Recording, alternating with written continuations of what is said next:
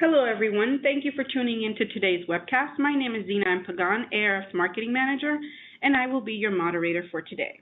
Before we begin learning more about today's webcast, we will go over some house rules.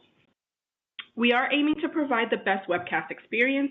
You can help us execute this by keeping yourself muted and your computer web camera turned off. Unfortunately, if you do turn on your web cameras or unmute yourselves, I will have to disconnect your access to today's webcast. The audio will be streamed. This means that you will be able to hear us throughout your computer speakers. However, if you prefer to use a teleconference option, please use the information provided on your screen. Additionally, I will post the information on the chat box throughout the webcast. ARF does not own the rights to the presentation. However, the session will be recorded. If you would like to view the recorded event, the file will be available within 2 weeks from today. We are extending the conversation on social media. If you would like to join us, please use hashtag ARFwebcast. If you're interested in hosting a webcast of your own, please contact me at zina@thearf.org. We are hosting several events coming up. Next week, the ARF heads to the West Coast at Facebook headquarters in Menlo Park. If you're in the area, please join us. Keynoting is multiple award-winning agency Crispin Porter and Bogusky's Chief Strategy Officer Eric Sumsick, covering topics on delivering what consumers want most in mastering mobile marketing. Also, because it's that time of the year, we are accepting David Ogilvy Award submissions. Don't miss out on your chance to promote your talent to the world. You have until November 18th to submit your campaigns. Lastly, our next webcast will be hosted on November 30th after Thanksgiving with live ramp on A/B testing ID digital marketing. If you're interested in any of these events or other ARF programs, please check our website for further details. And without further delay, I present to you today's webcast. Our topic is the roar of the crowd, segmenting sports fans to increase your ROI. Our presenter has a passion for data and is a true research fan. I present to you all Tamara Barber. She is the Senior Manager of Custom Analytics at Simmons Research. Tamara, please take it away.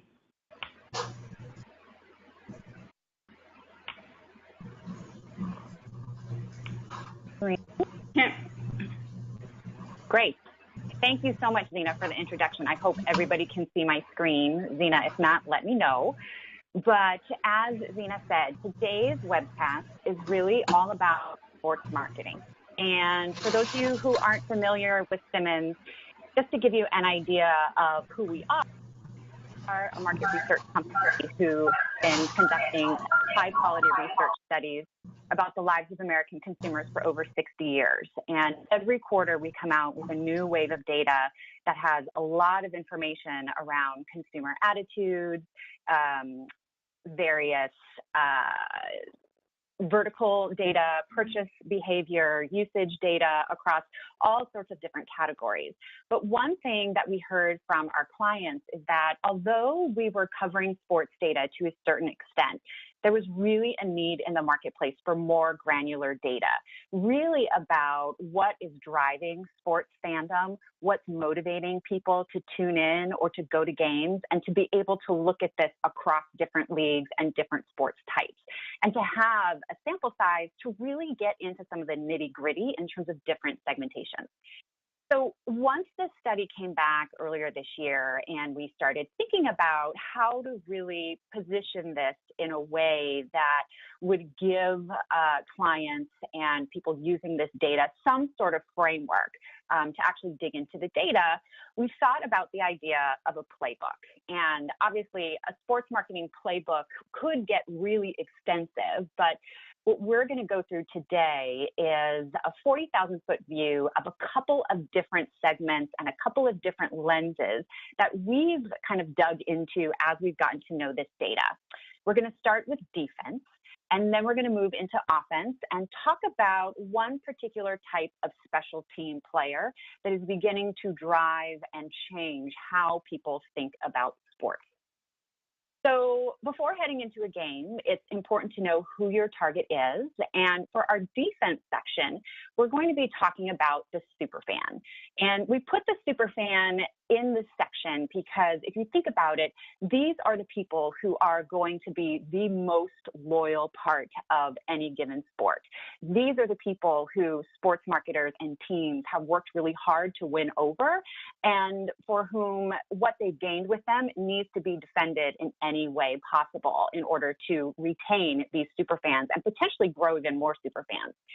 So we're talking about superfans today as people who are fans of at least 4 of 9 sports leagues that we covered in our study.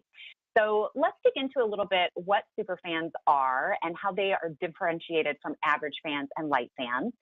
Keep in mind that we can look at superfan data across a number of different leagues. That's obviously a lot of ground to cover, so we're really going to look at it at a higher level here and just think about superfans in general. So the first step that we did when kind of figuring out how to categorize people as light fans versus average fans versus super fans is give people some definitions that they could then identify themselves with and let us know, hey, that really sounds like me when it comes to this particular sport. So for light fans, these are 15.6 million people who, for 4 out of the 9 leagues that we focused on in this section of the study, are telling us, I occasionally will follow a sports league, but I'm not really devoted to it. I don't live and breathe it. And it's usually something that I do for the social aspect. I'm a bandwagon fan, or what some may call a fair weather fan. And you know what? That's fine by me. And then we have average fans, which turns out to be 16 million people who are telling us things like, I actually enjoy watching and attending different sports events, and I may even have a few favorite teams or athletes. But you know what? I don't live and breathe the sport, and I'm going to be just fine if, for whatever reason, I miss out on something during the season. Super fans are 13.4 million people who tell us things like, I am the most loyal, die-hard fan of a sport. I will do whatever I can to make sure that I don't miss an event. I will broadcast my fandom to anyone who will listen. And if my team wins or loses one day, you're going to know about it the next morning because I take these wins and losses personally. So these are the 3 major groups when we're talking about fandom in general.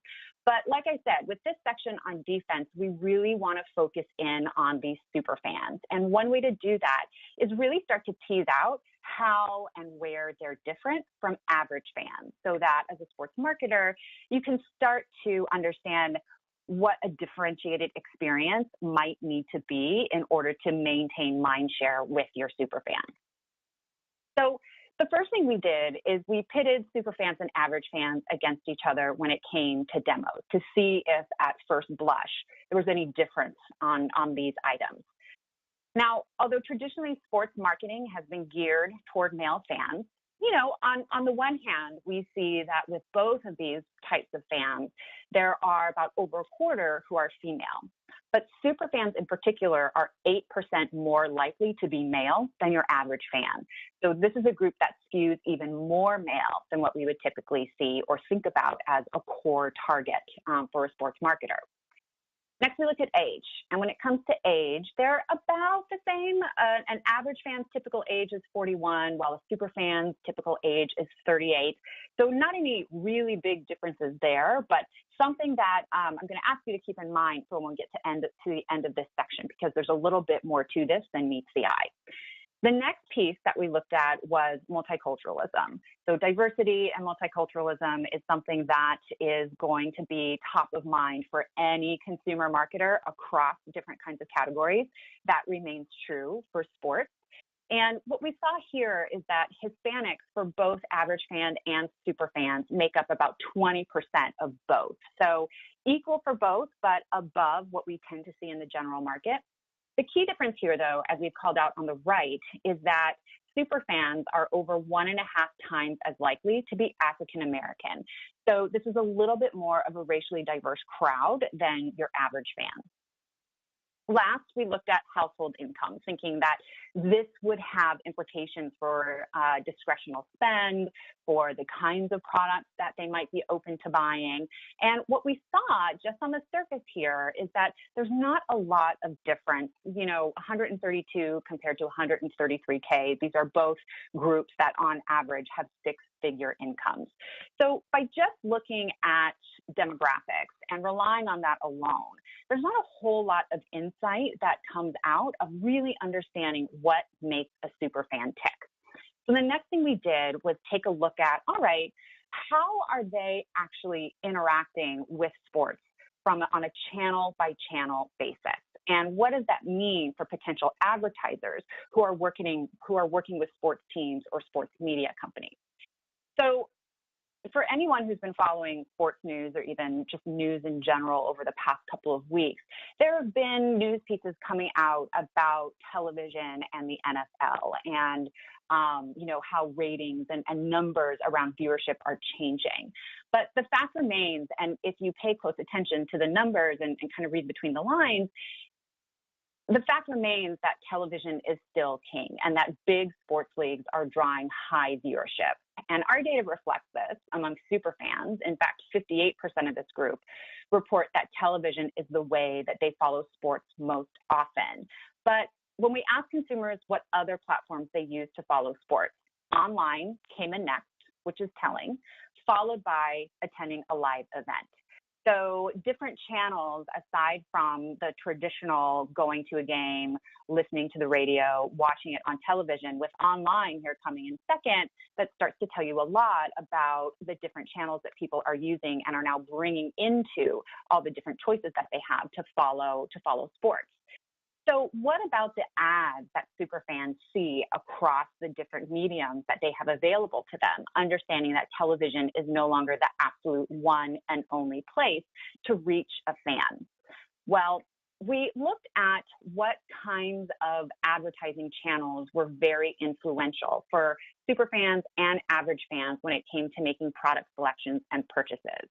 And a couple things are going on here. First, you can tell that superfans in that darker purple or blue line are much more likely to be open to advertising and feel that they're influenced by advertising across any of these different channels. But superfans are more likely to say that ads on team and league websites, ads within sports-related video games are starting to edge out the degree to which ads on television broadcasts a more traditional out-of-home in stadiums and arenas. They're starting to edge that out. And social media is really kind of toe-to-toe in terms of its ability to influence from an advertising perspective.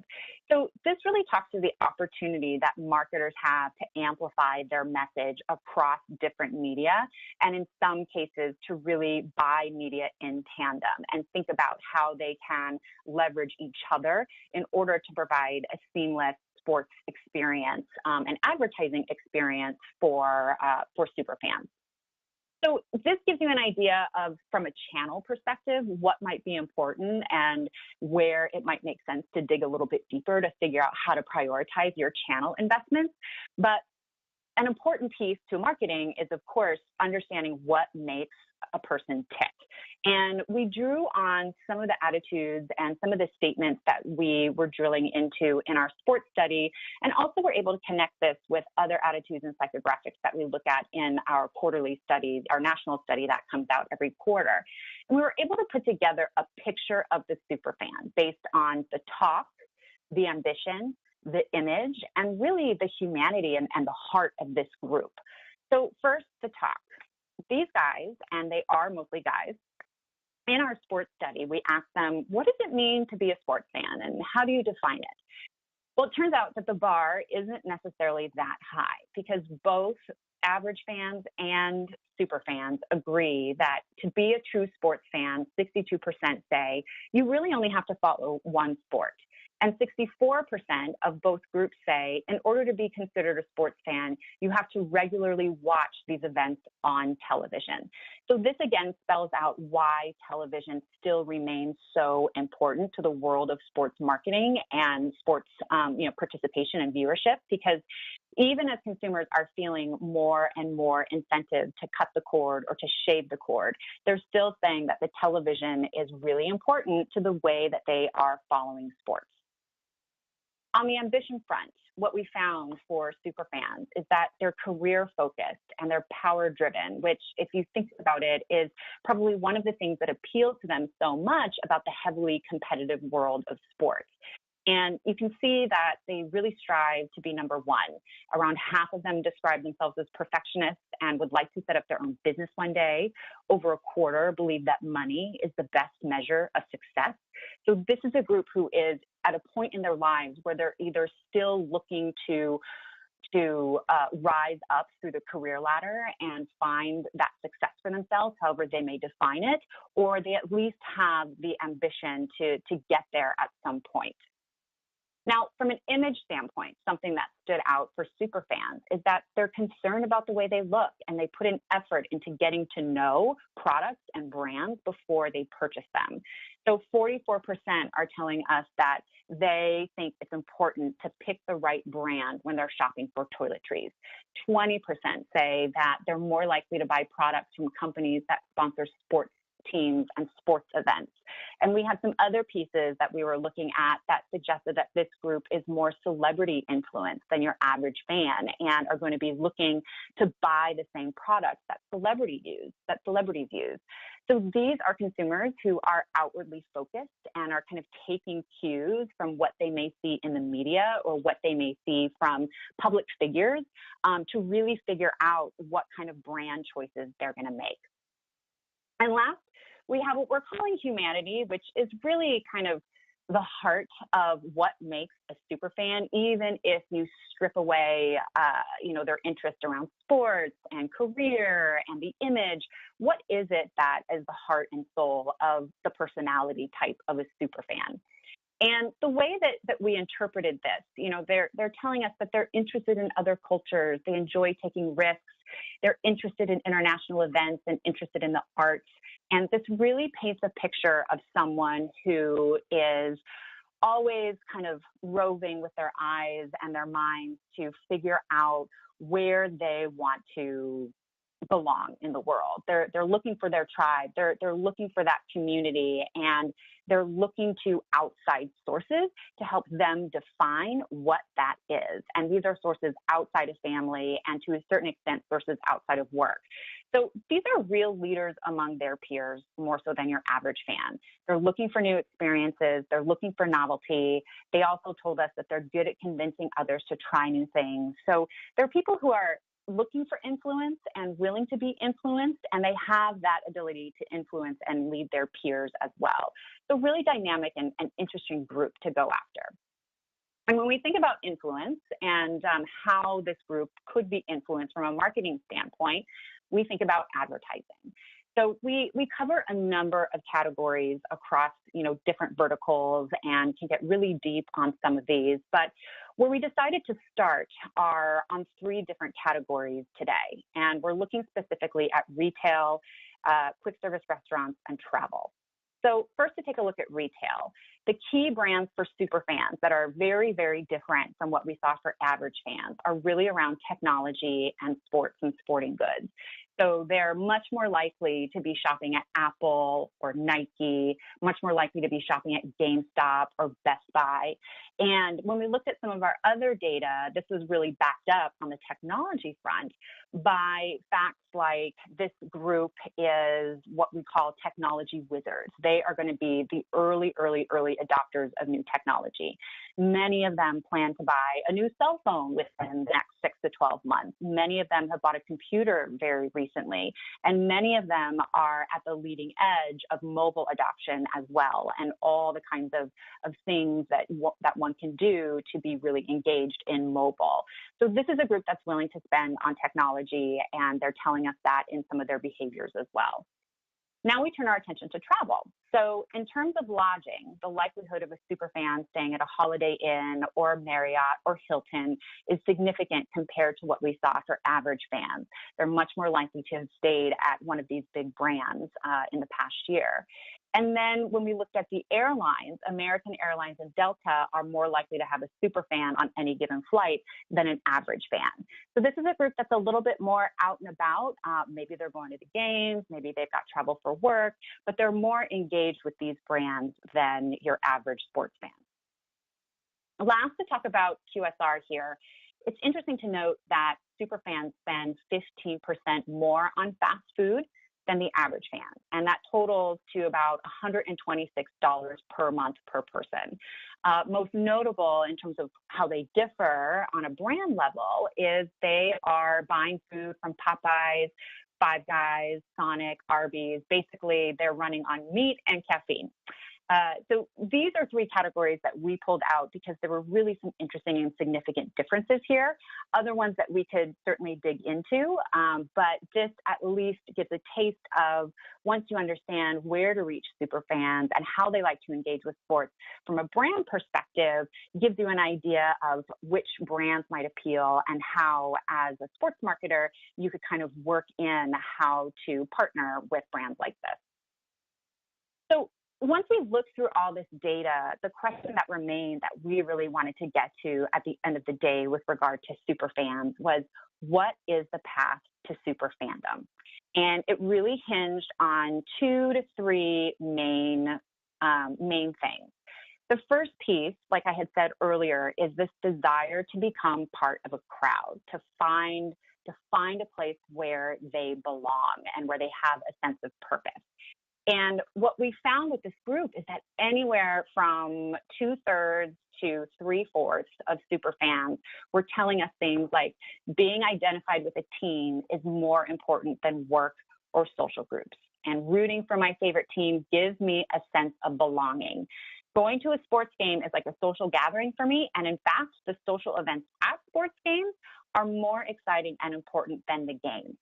So this means sports is much more than just the sport itself. It really gives them a sense of purpose and gives them the ability to feel like they're part of something much larger than themselves. Another piece that really stood out for this group is this desire to connect with family, and sports being the bridge for that. So superfans, about 3/4 of them were telling us that their passion for sports is shared by everyone in their family, and sports provides a link between generations in their family. So they're using sports as a tool to connect with their families in ways that they might not have been able to without professional sports, and much more so than what we saw with average fans. So I'm going to come back to the age thing here, because I had mentioned earlier and had shown that superfans tend to be just slightly younger than average fans. But when we dig a little bit deeper, what we found is that many of these superfans have been fans of their favorite team for at least 20 years. That means that in the case of baseball, they've been fans since they were 14. And in the case of the NBA, they've been fans since they were 18. So understanding how people become superfans and who they're fans with is really, really key in order to reach tomorrow's superfans today. So this brings me to what we're going to talk about next, surmising that the average age for becoming a superfan is, let's say, early to mid-teens to mid-20s. This brings to mind a segment that many are familiar with, and that is millennials. And we are going to be looking specifically at younger millennials because they are really kind of in that sweet spot of when people are becoming fans and start down that path of becoming super fans. And we put millennials and young millennials in the offense category because we see this as a group where you may have a certain amount of mindshare from a sporting perspective, but there's more room to grow. There is more opportunity to advance down the field and gain more mindshare among this group. And in fact, in order to kind of secure the longevity of a particular sport and secure the longevity of that audience, it's really imperative to go after these emerging segments like younger millennials. So younger millennials, what came out in our study, are over 20 million men and women who are between the ages of 18 and 24. And they're really in their prime years of forming brand relationships and sports team alliances and social connections over shared interests like sports. And when we took a quick look at super fandom among millennials, you can see here that the big leagues already have a cadre of young millennials who count themselves as super fans. So we wanted to take a deeper look into understanding what is it that makes a young millennial tick, particularly when it comes to sports, to start to get the thoughts going around how to put this into action as an advertiser or a sports marketer or a sports team. So millennials are a little bit tricky, right? Because they're young and sometimes it feels like they're two sides of the same coin, although at sometimes it's a confusing coin in and of itself. But on the one hand, young millennials are followers, right? They find that they're easily swayed by other people's views. They tend to spend money without thinking. They're doing things on the spur of the moment. They're not, quite as planful as an older millennial or an older consumer might be. But at the same time, they're also the trendsetters. They are telling us much more so than older millennials that they're the first among their friends to shop at a new store. And they're always the first among their friends to have the latest in electronics. And they really like to stand out in a crowd. So they're going through a stage in their lives where there are a lot of personal transitions going on, and they're trying to figure out what matters to them. And the imperative for sports marketers is to make sure that they and their brand and their sponsors are front and center at multiple points within this journey. So how do you get there? And how do you actually start to develop fandom for millennials? And how are they expressing their fandom today? Well, it turns out that the pathway to their mindshare is not as cut and dry as many would assume. For example, going back to TV, all is not lost on the television front with young millennials. Although they say so although less so than older millennials, over 50% are still saying that they follow sports most often on TV. And in fact, on average, compared to older millennials, this group is spending 21% more on sports cable packages.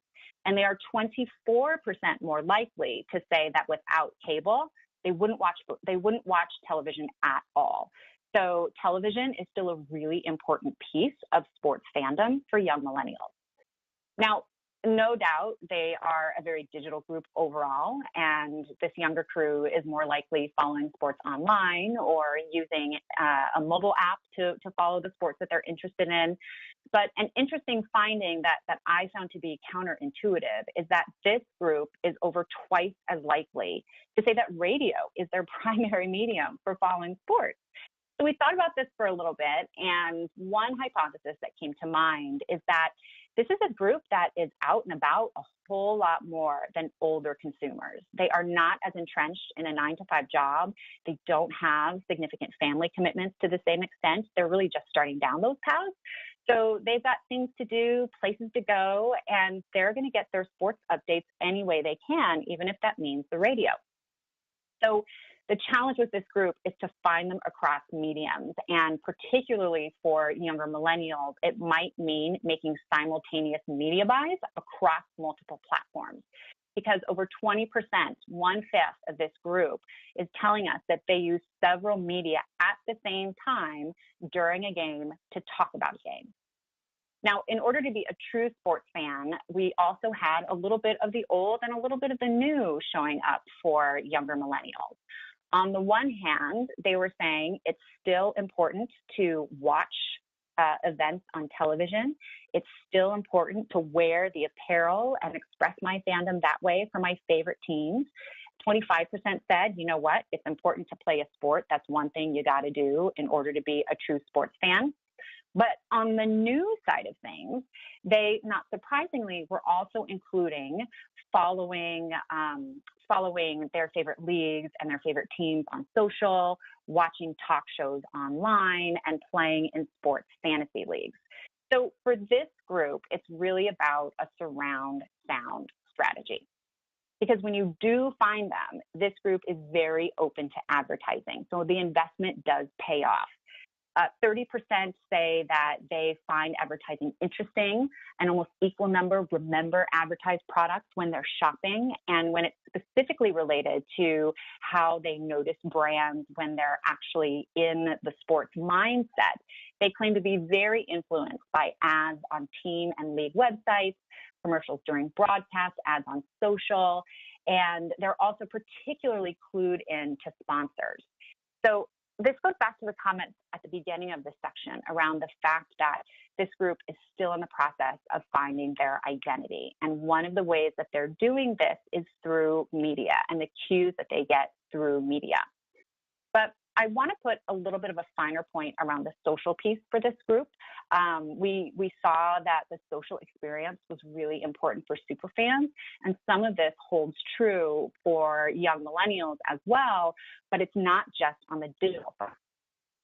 So no surprise here that this group is very active when it comes to social. They are kind of all over social, much more so than older millennials. But from a sports perspective, they're more likely to agree that connecting on social media during the game gives them a sense of community. They are more likely to agree that they follow brands that sponsor their favorite team or athlete on social media. In a real life social perspective, they have this sense that social events surrounding a game or an event is more important than a game, and that a sporting event is a social gathering. So they start to sound kind of like super fans when it comes to the impact that the in real life social experience has for this group. So going back to the surround sound experience and being able to actually kind of connect what might be happening in broadcast, what might be happening online, and what might be happening in social, and bringing that into the in-person arena experience. You know, I had said that it's important for marketers to build campaigns that translate across all of these platforms. And of course, that's easier said than done. And there are all sorts of data sources that can help aid in this. And one of the things that we did was to go beyond looking at traditional day parts in media. And we actually took a look at young millennials' digital day in the life when it comes to mobile. So again, no surprise when I tell you that younger millennials are very, very, very engaged in their mobile phones. It's a really an important part of their social fabric. It kind of is part of their identity. Their friendships wouldn't be as close without it.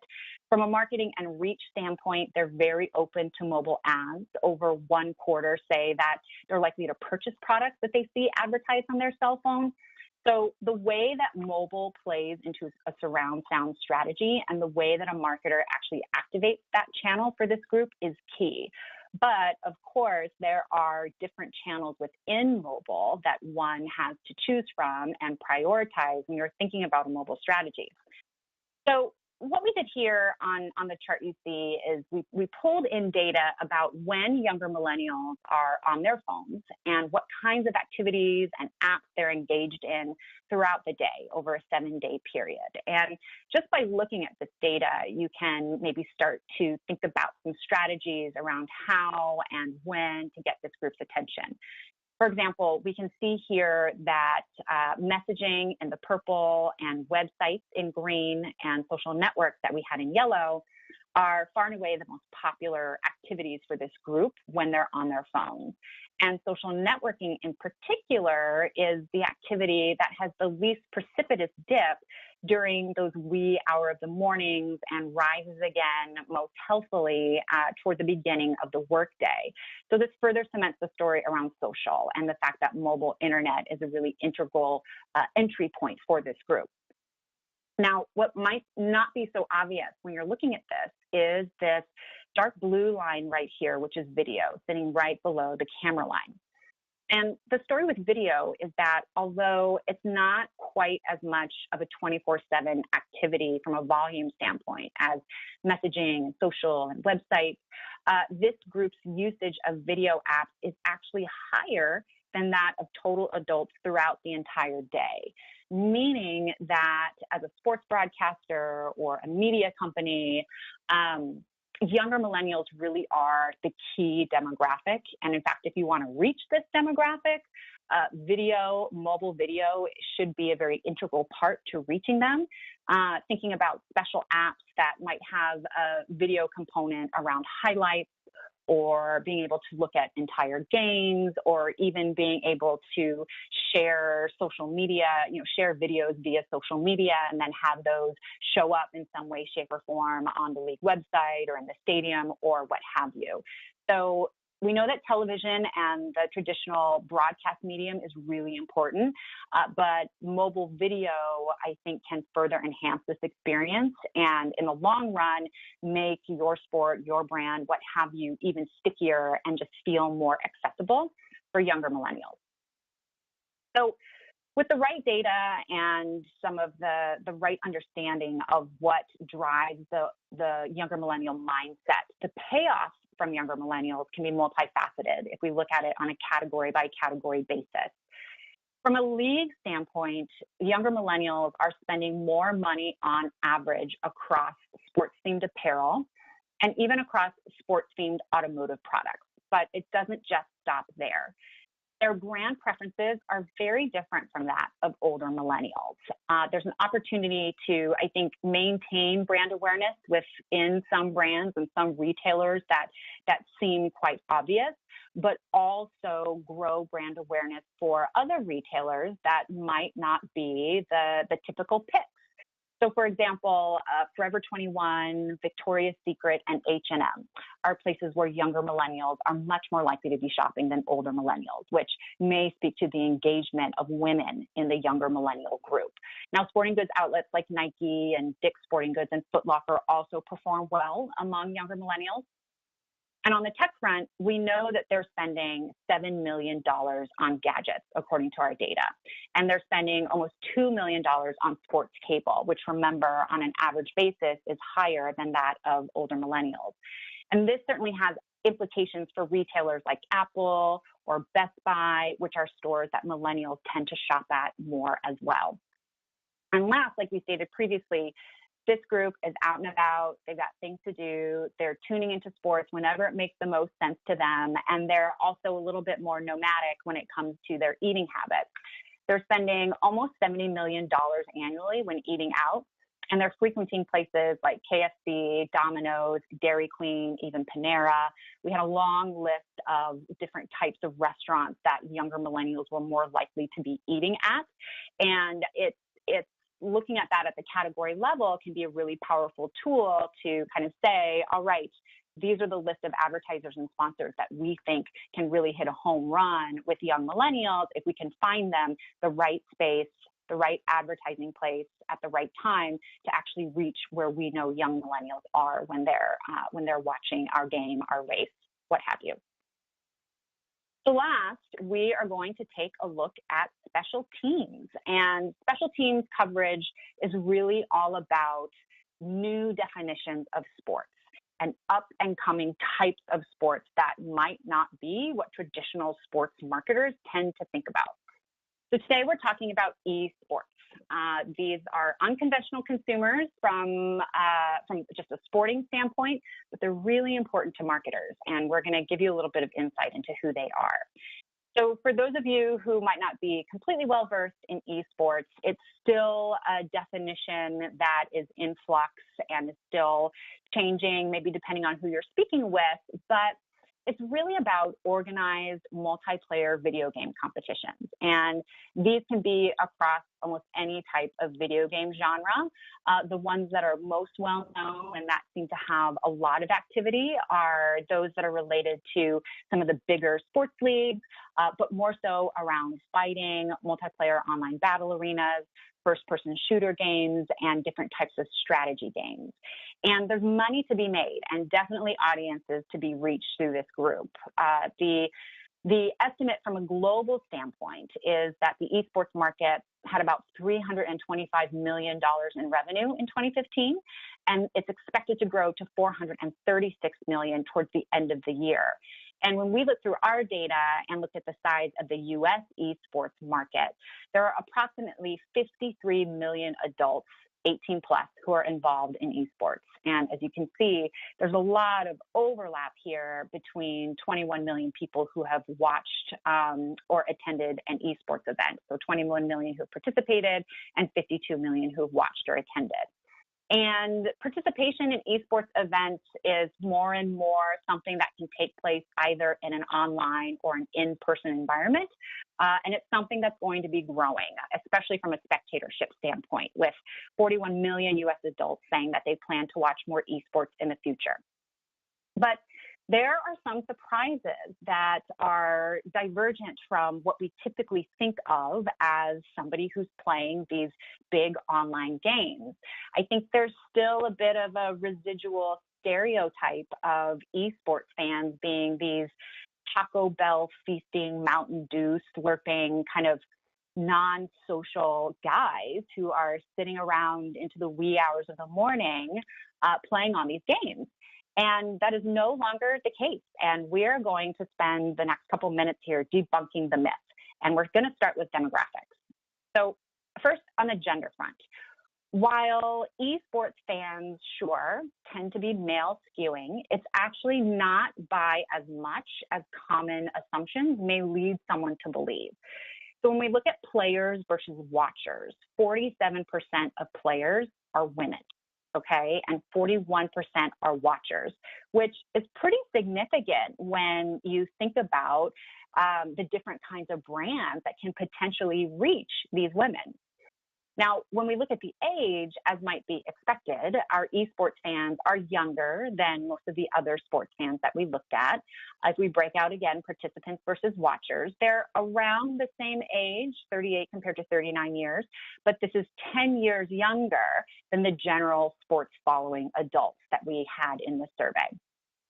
Last, when we look at household income, this may be a surprise to some to learn that their average household income is in the six-figure range and is actually 10% higher than the general sports following adult population.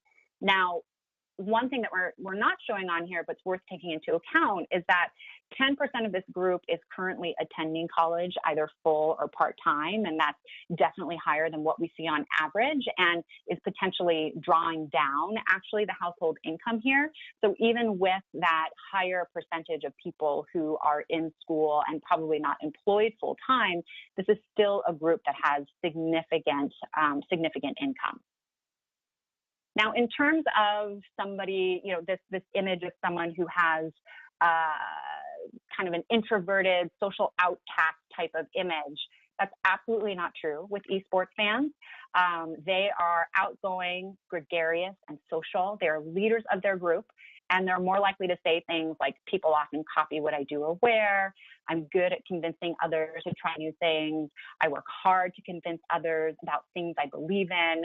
I like to introduce people to each other. I mean, this is a group that is passionate and enthusiastic and social. And this passion really shows through as well in their attitudes around esports specifically. So esports fans are seriously hardcore about their sport, and here we're looking at some attitudes around what is most important when it comes to watching esports. And these are the top two box scores here, and they are amazingly high, that all of these included at least 3/4 of the esports watching audience. Most important to esports fans, interestingly enough, was the quality of the event commentators when they're watching an event. The least important, and I put that in quotes because it was still at 78%, was the size of the prize pool.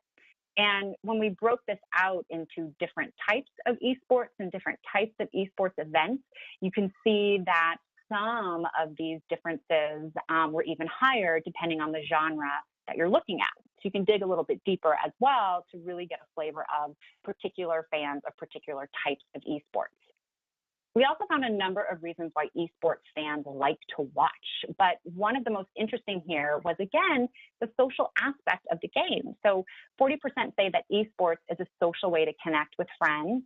A little over 30% are saying that it's a social way for them to connect with family. Of course, these aren't the most important reasons. It's important to be able to pick up tips and tricks and like to watch highly skilled players and kind of learn more. But this did resonate across certain types of esports fans even more when you dig down at a genre level. As I said, novelty and skills are huge drivers as well, and that was particularly important when it came to these two, fighting and soccer games. So from an advertising perspective, this audience is valuable. They are more ad influenced than their adult counterparts. 50% say that they're influenced by ads in social media. They're twice as likely to say that they're influenced by mobile ads, by pop-up ads during sports broadcasts, and other influential ad placement opportunities exist with ads on team and league websites. They're also paying attention to brand logos and commercials shown during sports TV broadcasts. So this is a group that is very nicely engaged when they are participating in esports.